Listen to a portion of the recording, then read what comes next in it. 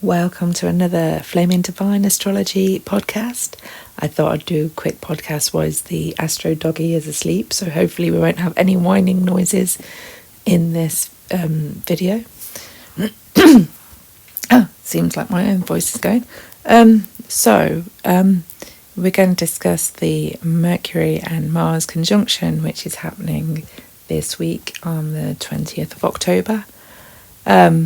So bearing in mind that this can be quite, it has its strengths, it has its disadvantages too. So Mars and Mercury coming together can be very direct, abrupt, assertive communication.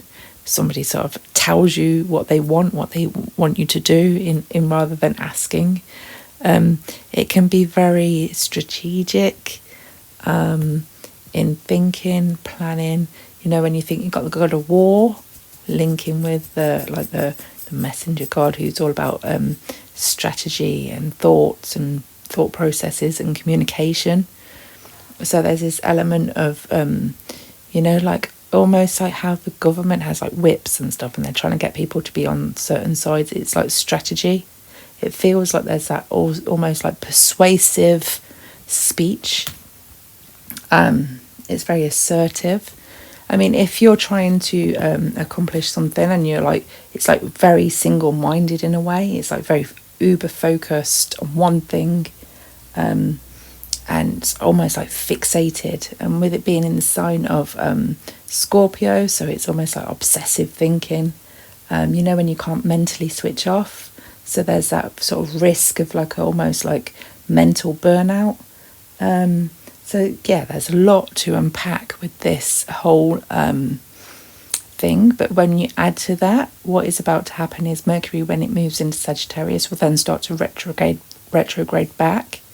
And so by next month, there will also be a second Mars-Mercury conjunction. But on the 12th of November, it will be in Sagittarius, which then gives it a different energy. It's more about an argument or a debate around philosophy, around ideologies, about beliefs, wisdom in the sense of, like what I believe, what you believe, that sort of argument. When you consider that Sagittarius is a sign that's ruled by Jupiter, there's a sense of what begins as a very fixed one problem argument suddenly escalates into like 10 things. Like when you have one of those arguments where and another thing and another thing and it just sort of escalates. What we tend to find with Mars, so Mars in Scorpio, where it will be this time around in October, is very much in its power. This is where it's traditionally the ruler. It's very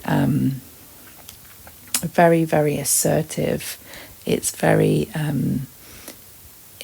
sort of like underworld and very dark in that respect, but it's very powerful, very manipulative in a way to get what it wants. Mars likes to get what it wants. That's what Mars is about. It's like it's quite independent in that respect. It knows what it wants and it's focused on that. When it's in Sagittarius, there's a distraction. There's almost a sense of like the hermit with Sagittarius. So it can be almost like I'm just leaving. I've had enough of this argument. I'm off. I'm not even going to play ball. I'm not even going to negotiate. I'm not even going to go through this. I'm done and I'm off. When you also consider Mercury, so Mercury is going to be in its detriment once it's moved into Sagittarius and also in retrograde. So this puts Mercury in a really bad sort of position. It's almost like exile. It's forced out. It's pushed away. The argument is like no longer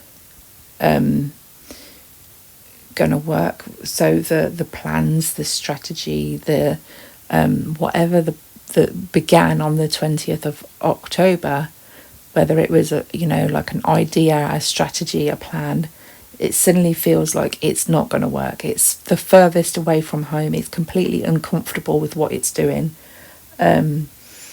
So yeah, there's this whole element of it could just all fall apart. It could all just break down by that point. It's almost like a breakdown in communication.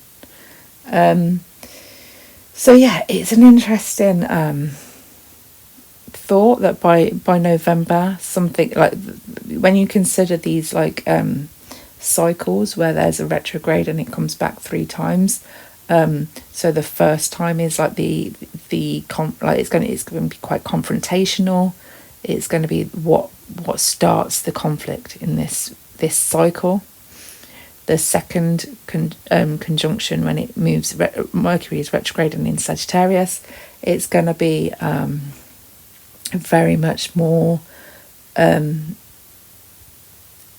problem, the difficulty, the issue, the breakdown of communication, the argument. You know, when you consider Mercury is very much about facts and like the precise facts and the figures, and you know, like specific factual level communication. But Sagittarius is more about ideologies and beliefs and different wisdoms, and so it takes it to a different level, a depth. So there's that sort of conflict there. Mercury is going to feel a bit out of its depth. It's going to feel like it doesn't know what it's talking about. So there's just going to be this argument that sort of breaks down. It goes nowhere. A big problem becomes from it. Instead of being one focused problem, it becomes many, and everything seems wrong. There's this tendency to sort of generalize with Sagittarius. So it's like, now everything's the problem. Now this is completely not working. However, when we get through to January, and it's January the 18th, this Mars and Mercury conjunction is in its, you know, like it meets again. And this time it will be in Capricorn. Now, when you consider Capricorn is an earth sign, it's very grounded, very structured, very responsible. This to me suggests that, you know, whatever breaks down, whatever this argument is all about, whatever the confrontation and the conflict that comes over these coming months, by January, it seems to me that there is a very sensible resolve to the matter, a very structured, logical, fact-based, gathering all the wisdom together and bringing it into a very clarity and structure and all that kind of thing. So to me, this could suggest that however it plays in your personal life, I had kind of ideas how it will play out on the global scale, but I think however it plays, these sort of there's a chance there's this energy of sort of like the sleepless nights, the worry, this like messy emotional argument, which is kind of like a mentally draining energy. And I think if you get swept up with that, with the conflict, with the problem and all the rest of it, I think if you get swept into that, it could really be quite detrimental to, you know, like sleep patterns or your health or your stress levels, building of tension. But I think if you kind of know the astrology and you know that it's all going to come good come January, kind of let it go, just trust in the process. There's a gathering of facts and information. There is a building of, you know, sort of like releasing anger as well, because, I mean, Mars is quite angry. Mercury is about communicating that. So there's this releasing of anger, getting it off your chest, saying what needs to be said. These arguments that are going to play out over the next few months. But then by the time we get to January, there will be clarity. There will be a definite plan and a resolve for the problem, the issue. So yeah, I think it's all going to come good. I mean, we just got to go through the months to get to that point. Thanks for listening.